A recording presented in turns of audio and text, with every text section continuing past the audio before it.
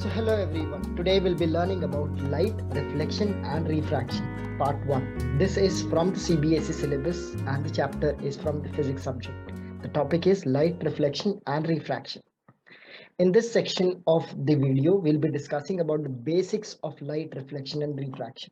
This is specifically for grade 10, but even the lower class student should watch this, and the grade 10 student should know about the basics of light. So let's go ahead. Let's understand what all are the basics of light. So when we talk about light, what exactly is light? That we need to know about it. Light is a form of energy that enables us to see all the things around us. So if you are in a closed room and if you can't see anything, that is because light is not reaching to your eyes. So light is a form of energy. So if you want to see something, light has to reach to your eyes. So I want all of you to have a look at this screen. It says we cannot see object in dark. An object becomes visible when light emitted or reflected by it reaches our eyes.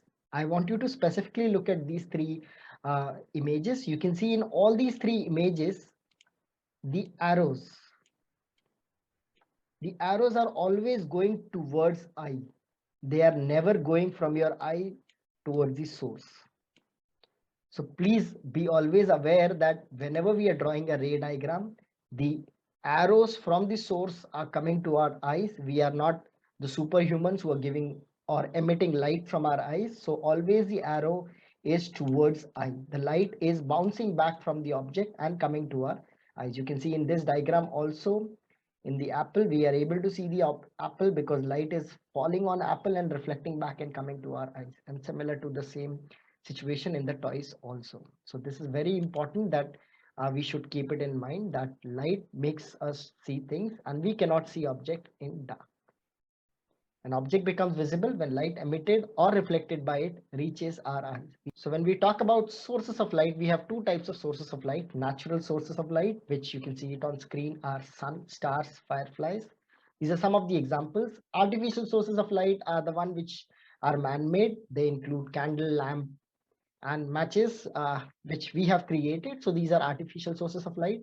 This we have studied from grade 4 onwards, but at grade 10, these are base. So we should know about it to know about the concept of light in detail. Going ahead, when we talk about light, we have objects which are termed as luminous objects and the objects which are termed as non-luminous objects. So the object which emits their own light are termed as luminous object. You can see it on screen. Example is sun. The objects which do not emit their own light are termed as non-luminous objects. Many a time we have a confusion that moon is luminous. Moon is giving out its own light because we use the term called as moonlight. But just to inform you, moon is not having its own light. It just reflects light from sun. And that's why we call moon as non-luminous objects. So you can see any object is considered to be luminous if it emits its own light, either through stored energy or energy supplied to the object, which contrast with non-luminous object. You can see a sun is an example. Non-luminous objects that do not give out their own light are known as non-luminous, and they can only be seen when light falling on them reflect into our eyes. And the moon and earth are example of non-luminous objects. Our body is also an example of non-luminous objects. So if you can see anything around you which is not emitting its own light, the object is non-luminous. If it's emitting its own light, then it's a luminous object.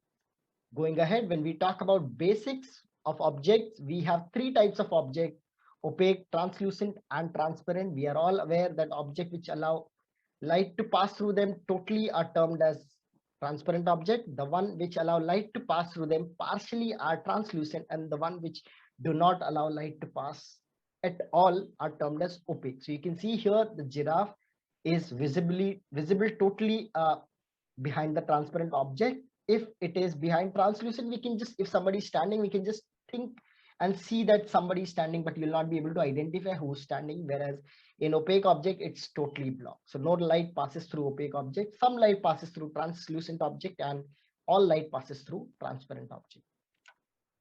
Next is a shadow. A shadow is caused when an object blocks light from a source. You can see here the shadow. So whenever you are in front of a light source, your shadow is formed on screen. And the screen could be wall, screen could be floor also. There's a question that why we don't see any shadow of a plane which is flying away because it's far away from us. So when we talk about shadow, shadows has two parts: umbra, which is a total shadow, no light received, and penumbra, which is a partial shadow region where some light is received and some are blocked. You can see here we have an extended source, opaque object, umbra and penumbra being formed here. Some of the characteristics of a shadow. When we talk about a shadow, it's very important that we understand what are the characteristics. It depends on the shape of object. You can see the moment the shape changes, the size of shadow also changes. You can see getting a circular shadow with a cylinder and getting a rectangular shadow with a cylinder. Same cylinder, but the way it has been placed in front of a source of light gives you a different types of shadow. So it depends on shape of object. It depends on source of light, whether it's a plane parallel rays or spherical, how light is passing from a source of light. It depends on the position of object, whether the object is at infinite or finite distance. It also depends on the position of source of light. So if the size of shadow, if you want to see, there's a small activity given here. If you keep the object, a toy in front of a torch light in front of it, exactly near the source of light, you can see the size of shadow becomes huge, large. When you take it away, it's a small one, and tiny shadow when the toy is long away from the light source.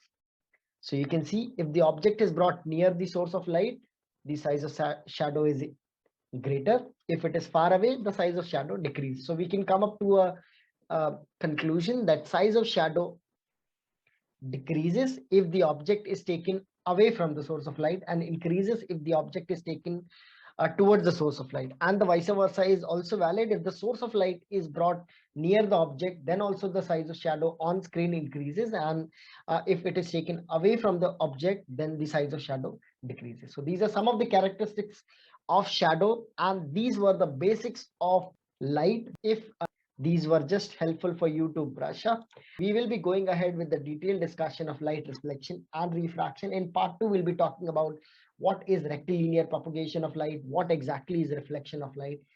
In the meantime, if you have any question, do put your question in the comment box and I'll be happy to answer your question. That's it from my end. I hope it was helpful for you. Thank you.